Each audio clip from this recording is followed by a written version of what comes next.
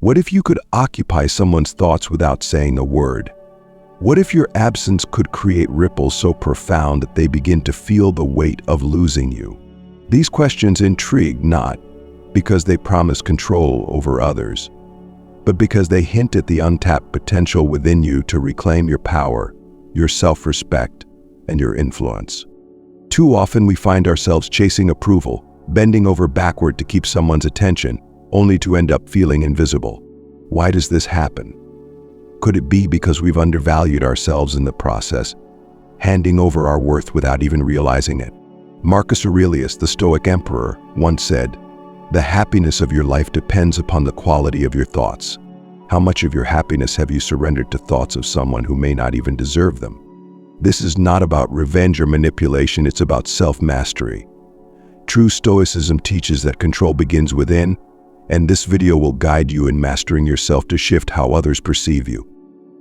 Today we'll reveal 11 extremely dark yet effective techniques that tap into human psychology, ensuring they can't help but think about you 24/7. Each tactic builds upon the last, amplifying the effect until your presence becomes unforgettable.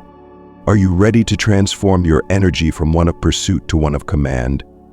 Stay with me, because by the end of this video, you won't just know how to influence others, you'll also understand how to command respect without ever begging for it. The final technique is the most potent and ties everything together, so you won't want to miss it. Let's begin this journey into rediscovering your power with the first dark trick: limited access. 1. Limited access. The rarity that commands desire. Have you ever noticed how people treasure the things they can't easily have? Why is it that diamonds are valued so highly? It's not merely their sparkle, it's their scarcity. Humans are wired to pursue what feels rare, and your attention is no different. If you're constantly available, always at someone's beck and call, how can they possibly value your presence? Have you perhaps made your time too accessible, too easy for others to take for granted? The first step to making someone think about you constantly is to limit their access to you. This is not about ghosting or playing games, it's about recalibrating the way you present yourself. When you limit access, you create an aura of exclusivity that forces people to see you in a new light. They begin to notice the gaps, the silences, the moments when you're not there. And these voids make them crave your presence more. Imagine this. You've always answered their calls immediately, dropped everything to meet their needs, or replied to their messages within seconds. What message does this send? That you're always there, always waiting, and perhaps always too eager. But what happens when you pause? When you let the phone ring or respond on your time? Suddenly they're left wondering, why aren't they available? What's changed? By limiting your availability, you subtly shift the balance of power. People begin to wonder about you, to miss you. They start replaying past interactions and analyzing what they might have done to lose your focus. This scarcity makes every moment they do get with you more meaningful. Like a rare event, your attention becomes something to savor, something worth working for. However, limiting access isn't just about them, it's about you. Stoicism reminds us that our time is precious and should be spent wisely. Ask yourself, are you giving your time freely to those who value it, or are you scattering it to those who take it for granted? When you learn to guard your time, you'll find that others respect it more as well. This isn't manipulation, it's self-respect in action. You're not withdrawing to punish them, you're withdrawing to prioritize your life, your growth, and your goals. By focusing on your own pursuits, you naturally create a sense of exclusivity around yourself. People begin to see that you have a life independent of them, a life they may want to be part of, but cannot easily access. Think about the figures in history who command attention even in their absence. Were they always available? Did they chase attention? No. Their power lay in their boundaries, in the sense that their time and energy were too valuable to waste. As you embrace this principle, remember the Stoic idea that your worth is not determined by others but by your own perception of yourself. When you limit access, you reinforce that worth in your own mind and in theirs. Here's your first challenge. Reflect on where you're too available. Are you the one always initiating? Always saying yes? Starting today, begin to recalibrate. Don't drop everything for them. Instead, invest that time into yourself, your passions, and your growth. Let them notice the absence and let them wonder. Now that you've taken the first step to reclaiming your power through limited access, let's move to the next powerful technique, silent withdrawal. This one delves even deeper into the psychology of creating space and impact, and it will take your newfound boundaries to the next level. Stay with me, you're just getting started. 2. Silent withdrawal. The power of your absence. Have you ever considered the weight of silence? Imagine a song playing softly in the background all day, comforting, predictable, almost unnoticed. Then suddenly it stops. The silence is jarring, almost deafening. That's the power of silent withdrawal. When you step back, when your presence is no longer a given, people start to notice the void. They begin to feel the absence of the energy you brought into their lives. Why then do we hesitate to use this powerful tool? Is it fear of being forgotten? Fear that if we stop reaching out, they'll simply move on? These fears are illusions. The truth is, when you're constantly available, constantly present, your presence becomes background noise, appreciated, perhaps, but rarely valued. By withdrawing, even briefly, you create a stark contrast. You allow others to feel the loss of you, and in doing so, they begin to miss you.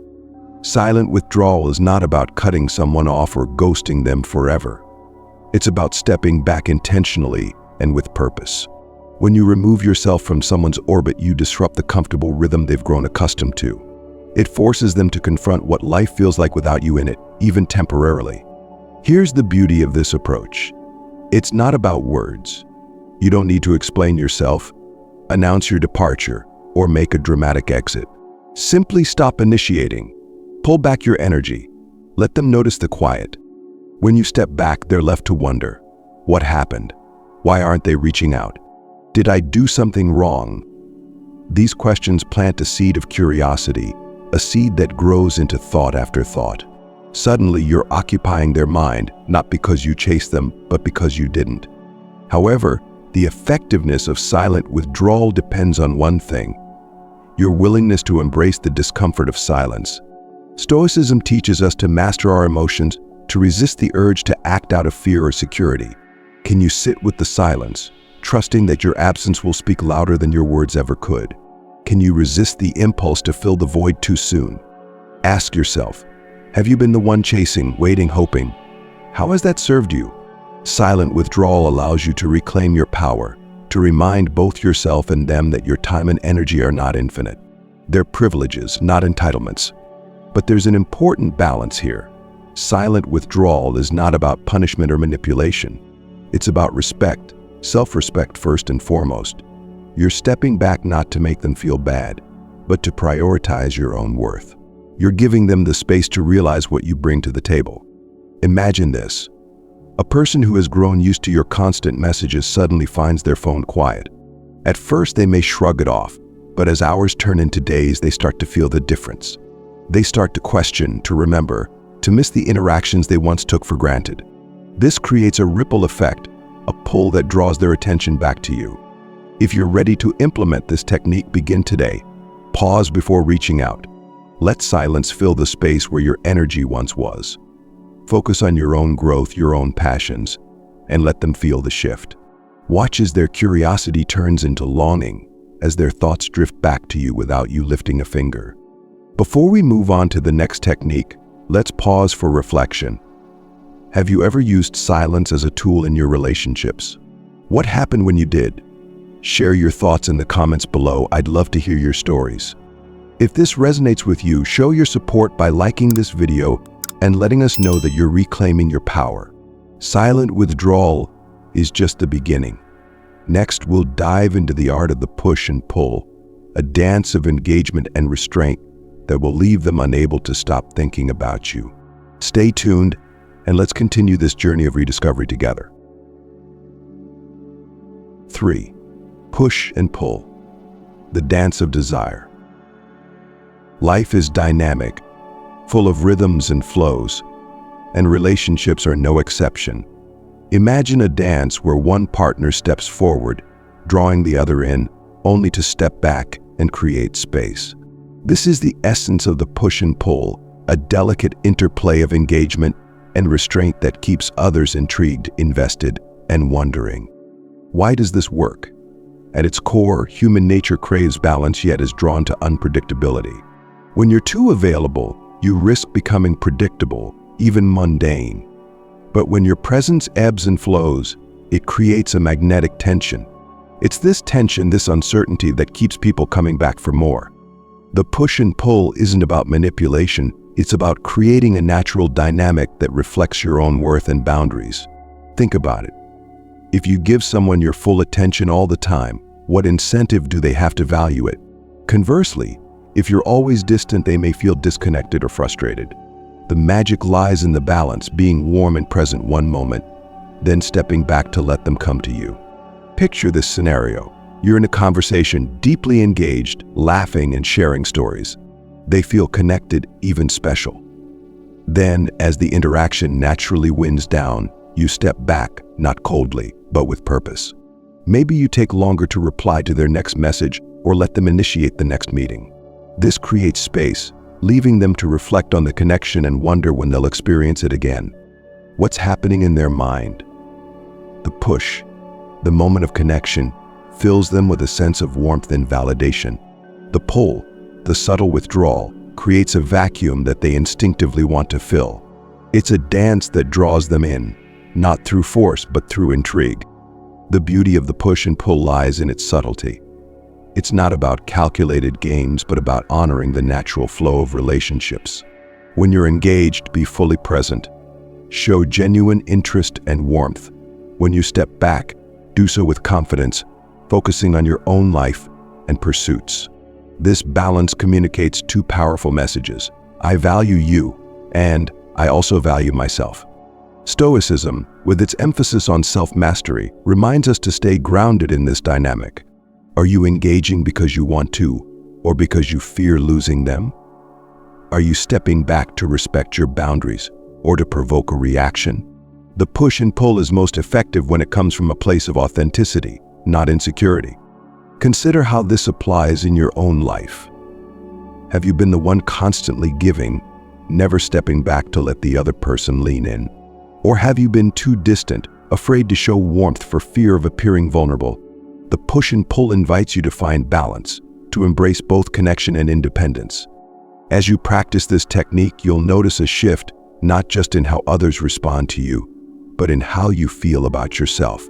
By honoring your own rhythm, you'll radiate confidence and self-assurance. You'll no longer feel the need to chase or control.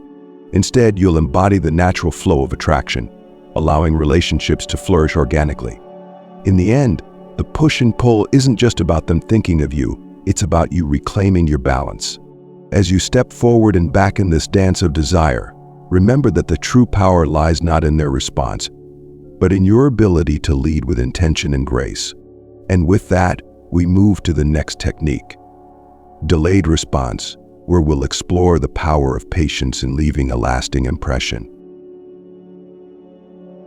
4. Delayed response. The power of patience. In today's world of instant gratification, where notifications light up our screens and replies come within seconds, patience has become a rare and valuable trait. How often do you respond immediately, not because it's urgent, but because it feels expected? The delayed response is a subtle yet powerful tool to disrupt this norm, creating intrigue and leaving a lasting impression. Think about the psychological effect of waiting. When someone sends a message and doesn't receive an immediate reply, their mind starts to wander. Did the message reach you? Are you busy? Are you with someone else? This pause, though small, creates a ripple effect. It triggers curiosity, followed by anticipation, and sometimes even desire. The delayed response is not about ignoring someone, it's about taking control of the pace and shifting the dynamic. Why does this work? Humans are naturally drawn to what they can't fully grasp. When you respond instantly every time, it sends a subtle signal. I'm always available. While this might seem like a kind gesture, over time, it can erode the sense of value attached to your attention. But when you delay, Even slightly, you shift the narrative. You introduce a sense of mystery, a question that lingers in their mind. However, the effectiveness of this tactic lies in its moderation. Delaying your response doesn't mean waiting days or playing games. It's about thoughtful timing, pausing long enough to create intrigue but not so long that it feels dismissive. For example, instead of replying the moment you see a message, let it sit for a while. Use that time to focus on something meaningful in your life, whether it's work, a hobby, or even just taking a moment to breathe. This technique also serves another purpose: reclaiming your time. Stoicism teaches us to value each moment and to act with intention rather than impulse. By choosing when to respond, you remind yourself that your time is yours to control. You're not rushing to satisfy someone else's expectations. Instead, you're showing them, and yourself, that your attention is a gift, not an obligation. Imagine they send you a message. They've grown used to your near-instant replies, but this time there's silence. 5 minutes pass, then 10. Soon they start checking their phone, wondering what you're doing. Their curiosity grows, and when your reply finally arrives, it carries more weight. The message itself might be simple, but the weight has transformed it into something significant. But the delayed response isn't just about them, it's also about you. By practicing this technique, you give yourself space to think, to ensure your reply aligns with your intentions. It's a form of self-discipline, a way to resist the pull of impulsivity and instead act with purpose. Ask yourself, how often have you replied instantly out of habit rather than desire? How might it feel to reclaim that moment, to let your response come from a place of thoughtfulness rather than reflex? The delayed response is a reminder that you are in control, not just of your time, but of how you choose to engage with others. Over time, this practice shifts the balance. They begin to value your messages more, not because they're scarce, but because they're intentional. They'll start to associate your replies with thoughtfulness, depth, and significance.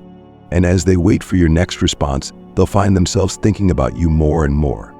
Now that you've mastered the art of delayed responses, we move to a technique that balances vulnerability and strength.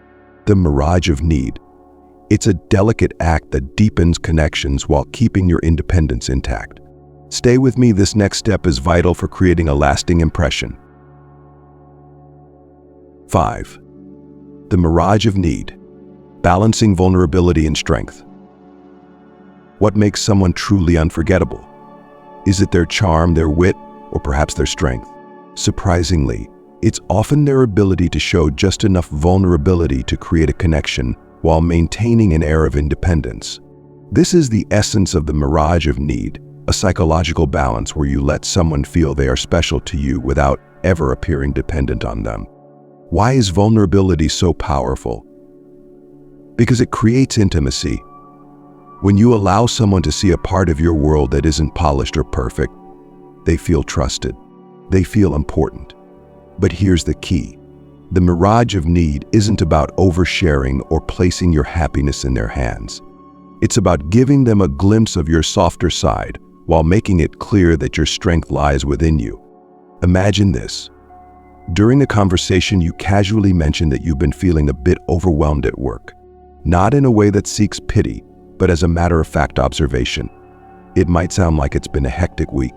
I've been juggling a lot, but I'm managing. This simple statement invites connection. They might feel compelled to offer support or encouragement. They start to think about how they could fit into your world to ease your burdens or brighten your day. But here's the catch: you never allow them to feel like they are your only lifeline. You follow that moment of vulnerability with a sign of resilience. I've been leaning on my routines to get through it. It's challenging, but I feel stronger for it. In this way, you strike the perfect balance. You show that while their presence might be appreciated, it is never essential to your sense of stability. This duality is deeply intriguing. On one hand, they see someone who is human, someone who experiences challenges and emotions. On the other hand, they see someone who is unshackably strong. This combination is magnetic because it feels real and grounded. They begin to think, I could be important to this person, but they're so self-sufficient. How do I get closer? Stoicism offers valuable insight here. Marcus Aurelius reminds us you have power over your mind, not outside events. Realize this and you will find strength. By practicing the mirage of need, you embrace your inner power while allowing others to see that your journey, though independent, still values meaningful connection. Ask yourself, how often have you hidden your vulnerabilities out of fear they'd make you seem weak? Or conversely, have you ever leaned too heavily on someone else, losing sight of your own strength? The mirage of need encourages you to recalibrate, showing vulnerability as a way to build bridges, but always anchoring those bridges in the foundation of your own independence. The beauty of this approach is that it doesn't just deepen their connection to you, it also strengthens your relationship with yourself. By acknowledging your challenges without relying on others to solve them, you affirm your resilience. And by letting others see glimpses of your humanity, you create a bond that feels authentic and profound. If this resonates with you, let me know in the comments. What's one way you've shown vulnerability in the past? Did it deepen your connection with someone, or did it teach you something about yourself? Share your story below. I'd love to hear how this technique plays out in your life. And if you're finding value in these insights, don't forget to like this video. Your support helps us grow this community of self-mastery and empowerment. As we move forward, the next technique, Future Hooks, will show you how to secure a place in their mind by planting the seeds of tomorrow. Stay tuned, and let's keep building your unstoppable presence. 6. Future Hooks. Planting the seeds of tomorrow. What makes someone linger in your thoughts long after they've left? Often, it's the subtle suggestion of shared possibilities, a future where their presence feels woven into your life. This is the essence of Future Hooks, a psychological tool that anchors someone's mind to the idea of you by planting small, intriguing suggestions about what's to come. Humans are naturally forward-thinking. We anticipate, we plan, and we imagine what's next. When you casually weave yourself into someone's envisioned future, you trigger this innate tendency. It's not about making grand promises or setting concrete plans. Instead, it's about dropping hints, little seeds that take root in their mind, growing into something they can't stop thinking about. Imagine this. During a conversation, you mention a new restaurant opening in town. You say something like, "I've heard great things about it. We should check it out sometime." Simple, casual, and yet powerful. Why? Because it invites them to picture you together in the future. Without committing to anything, you've created a scenario where they see themselves with you in an enjoyable moment yet to come. These suggestions don't need to be tied to major events. They can be as subtle as referencing a movie you're looking forward to, a hobby you want to explore, or even a future goal. For example, "I've been meaning to try rock climbing. It seems like something you'd be great at. Maybe we should give it a shot one day." With that single statement, you've planted a future hook, leaving them to wonder what that experience would be like with you. What makes this technique so effective is its blend of lightness and intentionality. You're not pressuring them or placing demands. Instead, you're inviting them into a mental space where they begin to associate future happiness with you. It's not just about the specific activity. It's about the feeling of shared moments, of connection, and of being part of your world. But there's a deeper layer to this technique. Future hooks also reflect your own vision and confidence. When you speak about the future in a way that includes someone else, it subtly conveys that you see yourself as a person of stability and intention. Stoicism reminds us that while we cannot control the future, we can approach it with clarity and purpose. By incorporating others into your envisioned tomorrow, you show that you value meaningful relationships while remaining grounded in your own direction. However, there's a balance to strike here. The strength of future hooks lies in their subtlety. Overuse or making these suggestions too specific can feel forced or insincere. Instead, let them be natural extensions of the conversation, lighthearted, open-ended ideas that leave room for imagination. Consider this. How many times have you found yourself thinking about a potential experience with someone, even long after the moment passed? That's the power of future hooks. They linger, not because they demand attention, but because they invite it. They become a quiet, constant presence in the mind, creating a sense of anticipation and excitement. As you incorporate this technique, remember that the ultimate goal isn't to control someone's thoughts, but to inspire them. You're offering a glimpse of shared possibilities, not guarantees. And in doing so, you leave a part of yourself in their thoughts, an idea, a hope, a moment waiting to unfold. With future hooks firmly planted, we move next to the art of mixed signals, an intriguing balance of certainty and unpredictability that keeps them deeply invested. Stay with me as we explore this dynamic interplay of emotions and mystery. 7. Mixed signals. The allure of uncertainty. Certainty brings comfort, but uncertainty ignites fascination. It's in human nature to crave stability, yet we can't help but be drawn to the unknown, to the questions that keep us awake at night. This delicate balance between clarity and mystery is the essence of mixed signals, a technique that leaves people guessing, intrigued, and deeply invested. Mixed signals operate on the principle of unpredictability. When you are consistent in every interaction, offering the same level of engagement every time, it creates a pattern, one that can become monotonous over time. But when you alternate between moments of warmth and moments of reserved distance, you create an emotional ebb and flow. This dynamic keeps them wondering about your intentions, your feelings, and most importantly, their place in your world. Imagine this scenario.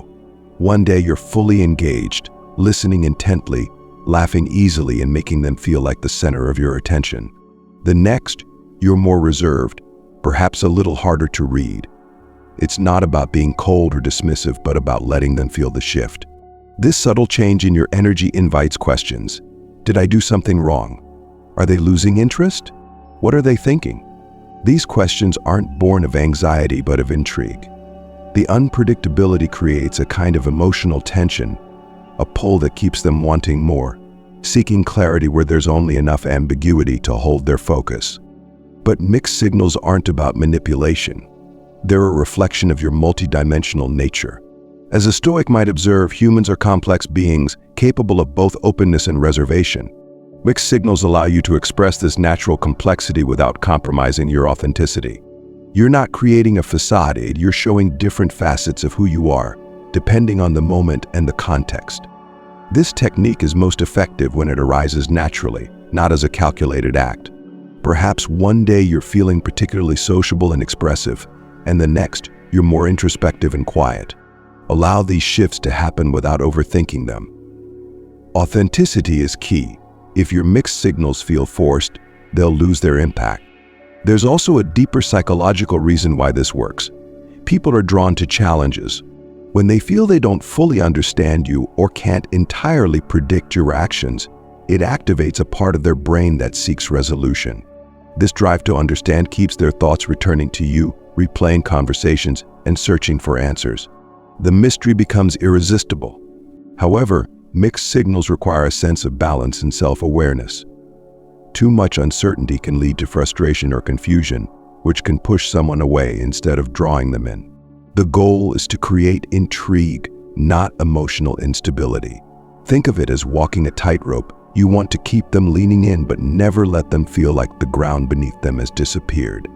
Ask yourself, do you consistently show only one side of yourself in interactions? How might it feel to let your natural shifts in mood and energy come through instead? Mixed signals, when rooted in authenticity, are less about playing hard to get and more about showing that you're not easily defined. You're a person of depth, and depth is captivating.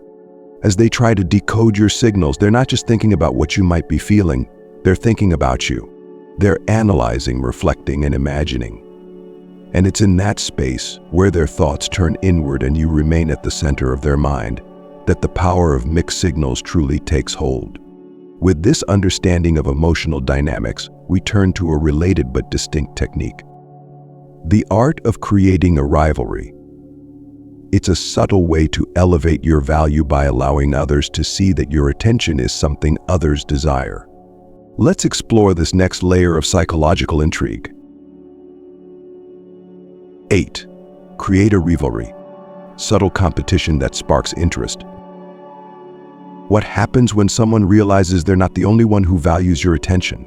Competition, even when unspoken, has a profound way of sharpening focus. The idea that others might also see your worth can make someone rethink their position in your life, compelling them to step up and ensure they're the one who holds your gaze. This is the power of creating a subtle rivalry, a way to elevate your value without ever needing to overstate it. Why does this work? Humans are wired to want what others desire. When we see something or someone being valued by others, it reinforces its worth in our eyes. By creating an understated sense of competition, you shift their mindset from comfort to alertness, making them more attentive and engaged. But how do you create a rivalry without being overt or manipulative? It's all in the subtlety. For example, during a casual conversation you might mention in passing, "A friend told me the other day that they really admired how I handle stressful situations. It felt good to hear that." Notice how this statement doesn't directly bring up another romantic interest or flaunt attention from others. It simply plants the idea that your qualities are recognized and appreciated by people in your life. Another approach is to reference activities or social events where you're surrounded by others who value your presence. Perhaps you mention, "I've been spending a lot of time with a group of friends who are really pushing me to grow in new ways. It's been inspiring." This subtly communicates that your life is full of meaningful connections and that you're someone worth investing time and energy into. However, it's crucial to keep this light and natural. The goal is not to provoke jealousy or create unnecessary tension, but to gently remind them that your time and attention are valuable. If done correctly, this tactic doesn't just elevate your worth in their eyes, it also inspires them to appreciate and pursue you more actively. At the heart of this technique lies the Stoic principle of self-respect. Are you surrounding yourself with people who recognize and uplift your value? Do you allow others to see that you are not isolated, but a person who is cherished by many? By creating a sense of rivalry, you're not just elevating your value in someone else's eyes, you're reinforcing it in your own. This technique also teaches an important lesson about perception. When someone sees you as desirable to others, they start to wonder, "What am I doing to ensure I hold their attention? Am I valuing them as much as I should?"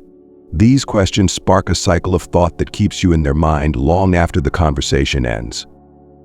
So here's a question for you. When was the last time you reflected on the relationships that truly uplift you?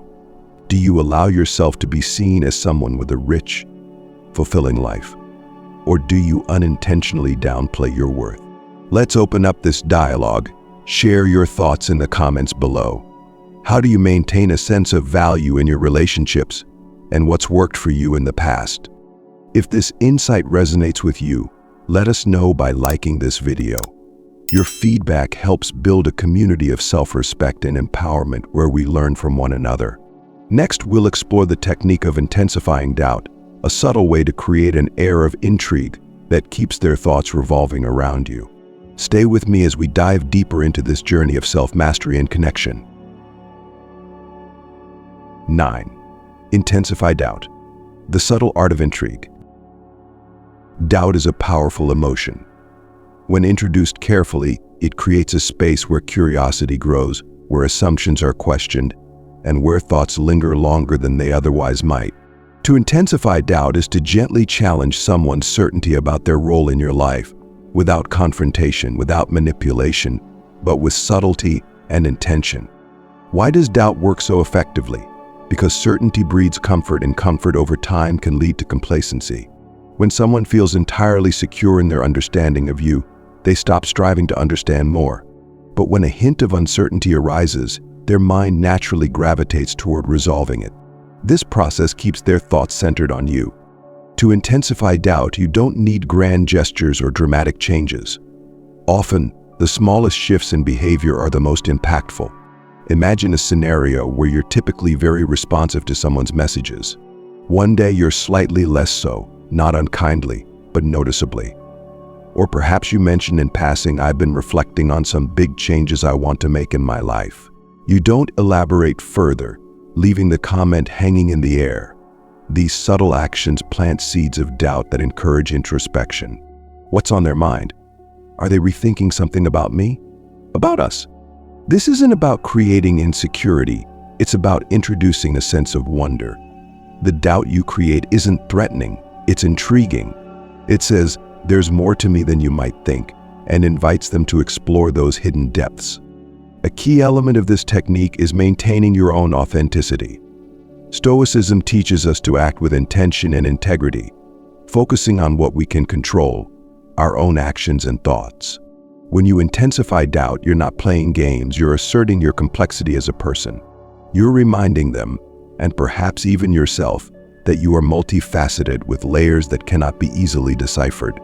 Consider how you present yourself in daily interactions. Do you reveal everything at once, or do you allow a little mystery to remain? Often we feel the urge to over-explain, to seek validation by sharing every thought and feeling. But there's strength in restraint. By holding back just enough, you create space for others to lean in, to seek you out, to think about what lies beneath the surface. Another way to intensify doubt is by referencing your independence. Perhaps you casually mention an activity or plan they're not involved in, something that highlights your self-sufficiency. For example, I've been thinking about taking a solo trip. It's something I've always wanted to do. Statements like these reaffirm that while their presence is valued, it is not central to your existence. This balance of closeness and detachment keeps their thoughts returning to you, wondering how they can be part of your world. However, there's a fine line to walk. Too much ambiguity can lead to frustration or even alienation. The goal is not to push them away, but to invite them to come closer, driven by their own curiosity and desire to understand you better. Doubt, when used effectively, is a bridge, not a wall. As they reflect on these subtle cues, they'll start to replay interactions in their mind, searching for clues about your thoughts and feelings. In this process, their focus naturally gravitates toward you. You've become a puzzle they want to solve, a question they need answered. 10. The mirage of need, showing strength through subtle vulnerability. There's an undeniable power in letting someone feel needed, but the true mastery lies in balancing this need with unshakable independence. The mirage of need is not about dependency, but about allowing glimpses of vulnerability that invite connection without compromising your autonomy. It's a careful dance that shows you value their presence without ever making them the foundation of your stability. Why does this work? Humans are drawn to those who appear strong yet approachable. Too much self-sufficiency and you risk coming across as unrelatable. Too much reliance and you risk being seen as overly dependent. The mirage of need operates in the space between, highlighting your resilience while allowing them to feel special in your world. Imagine this. During a conversation, you might mention a challenge you've been facing, framing it in a way that invites empathy. For example, "I've been managing a lot at work lately, and it's been overwhelming at times, but I'm finding ways to push through." In that statement, you acknowledge your humanity, your moments of struggle, while reaffirming your capability to handle it. The subtle implication: their support would be appreciated, but it's not necessary for you to thrive. The key to this technique lies in how you present your need. It's never about seeking pity or validation. Instead, it's about creating an emotional touchpoint where they feel they can contribute to your life, even in a small way. This balance fosters a sense of closeness and mutual respect. Consider the psychological impact of this approach. When someone sees you as strong and independent, they may admire you but feel you don't need them. By showing just a hint of need, you bridge that gap, making them feel important without diminishing your self-sufficiency. It's this blend of vulnerability and strength that makes the mirage of need so compelling. But how do you maintain the balance? The answer lies in Stoicism's emphasis on self-awareness and emotional control. You must first recognize your own worth and ensure that any need you express comes from a place of authenticity, not insecurity. Ask yourself, am I sharing this to connect, or am I seeking reassurance? The former builds bridges, while the latter risks creating imbalance. Another subtle way to apply this technique is to express appreciation for something they've done, even if it's small. For instance, "I really appreciated your advice the other day. It gave me a new perspective." In doing so, you acknowledge their role in your life while reinforcing that their contributions are valued, not demanded. The beauty of the mirage of need is that it shifts the dynamic in a meaningful way. They begin to see themselves as an integral, though not indispensable, part of your world. This realization encourages them to invest more in the relationship, not because you've asked them to, but because they feel inspired to. However, the mirage of need isn't just about what you express to others, it's also about how you frame your challenges internally. As Marcus Aurelius reminds us, you have power over your mind, not outside events.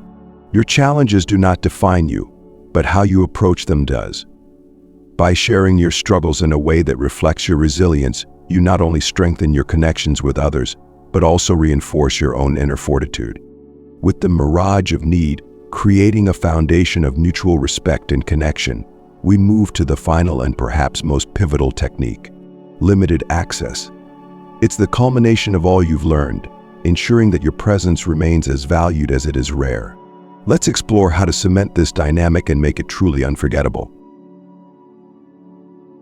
11. Limited access. The rarity that commands respect. Scarcity is one of the most profound forces in human psychology. We instinctively value what feels rare and exclusive, and this principle applies not just to material goods, but also to our relationships. By limiting access to your time and energy, you create an aura of value that makes every interaction with you feel special.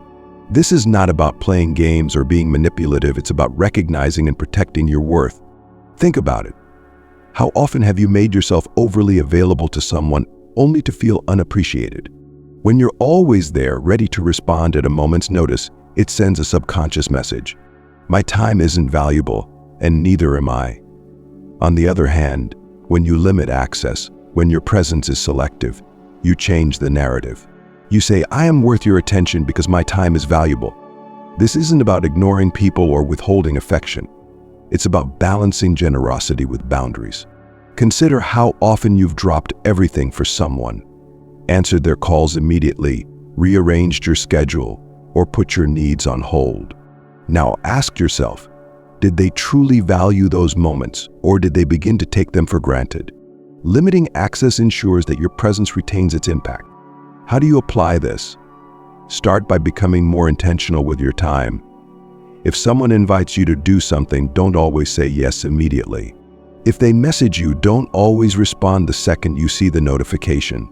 Instead, take a moment to assess whether engaging aligns with your priorities and energy in that moment. This pause not only gives you control, but also introduces a subtle shift in how others perceive your availability. Imagine a scenario. A person who has grown accustomed to you being available at all times suddenly finds you harder to reach, not in a way that feels distant or cold, but in a way that reflects a life full of purpose and activity. You might respond later, mention plans that are keeping you busy, or even suggest rescheduling. This creates a sense of intrigue. They begin to wonder, what's keeping them so engaged? Why do I feel the need to work for their attention?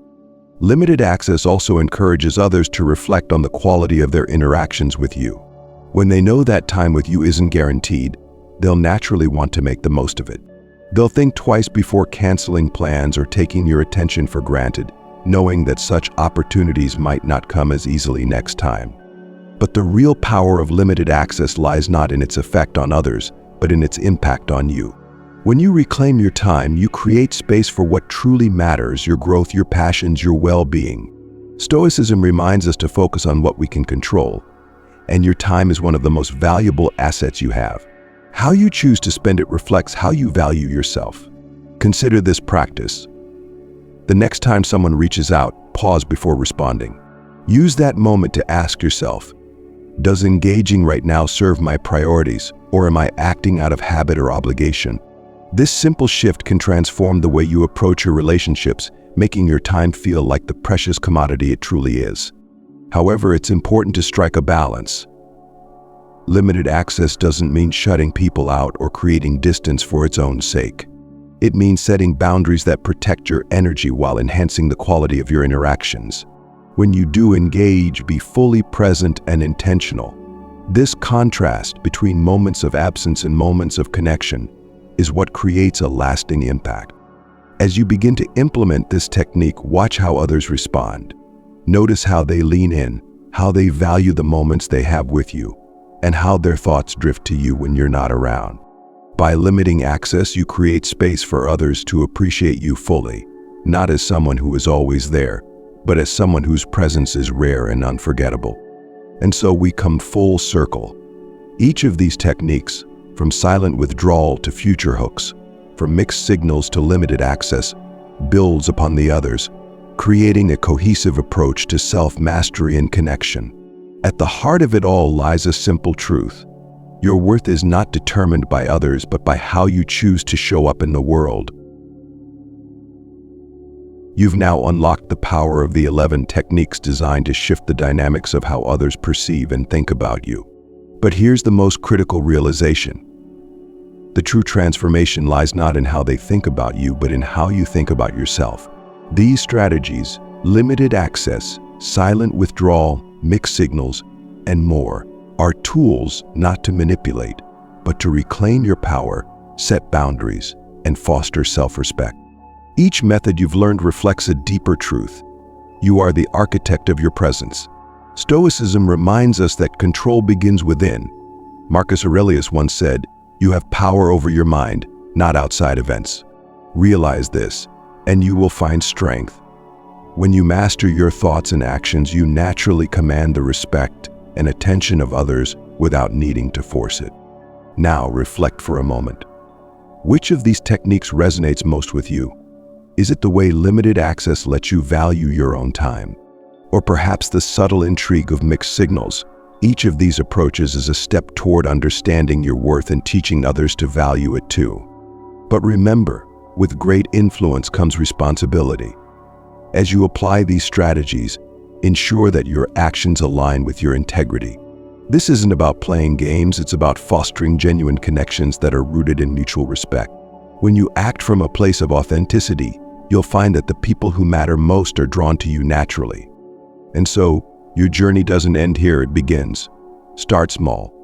Choose one technique to implement today and observe the shifts in your relationships, and more importantly, in your sense of self. I encourage you to share your thoughts below. Which technique will you try first? How do you see it transforming not just how others think about you, but how you think about yourself? Let's build a community where we support each other in reclaiming our power and mastering our presence. If this journey has inspired you, don't forget to like this video and subscribe for more insights into self-mastery, connection, and personal growth. Share this with someone you know who could benefit from understanding their worth and reclaiming their confidence. Together, we can help others see that their value comes not from others, but from within. Thank you for joining me on this exploration of self-respect and influence.